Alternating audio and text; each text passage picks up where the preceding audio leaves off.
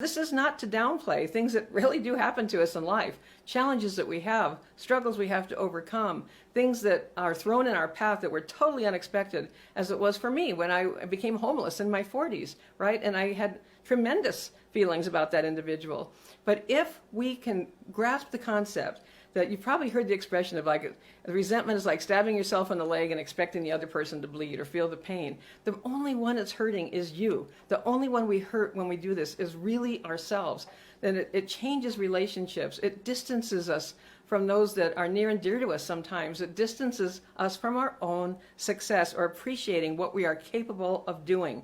Because sometimes those old stories in the shadow are whispering in your ear that, who are you to think you could do this? Of course you're not. This isn't for you. This is for someone else, not you. Or of course this is what happens because I've always had this happen to me in these relationships. Those are the shadows that are filtrating your brain. You know, in those scary movies when there's some kind of mysterious mist or scary, noxious smoke that comes in under the door and it's filling the room and everyone in the scene is panicking. They can't get away from it. It's like that in our brains, the rooms of your mind, the hallways of your mind, filling with those noxious fumes, that fog, that gray smoke, that shadow that keeps you from appreciating the sun and letting that light shine in, letting that pathway open that you're really meant to see. Because when you have the shadow blocking your vision, you can't see where you can go. You can't see what can happen to your relationships. You can't see that light that can guide you to what you're really meant to do, what you're really meant to have, which is all about prosperity and abundance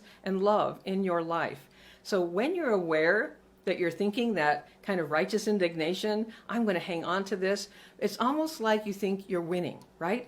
You think you're winning somehow against that memory, that story, that person, that relationship. But what you're actually doing is putting yourself on the wrong side of the equation. The real way to win is to release it, to not let it have the power over you, but to release it into the atmosphere, into the ethers, let it disintegrate into tiny little particles, because this is a type of infection and virility that we can do something about. Because it's in our own thoughts, it's in our own thinking, it's in our own heart and soul.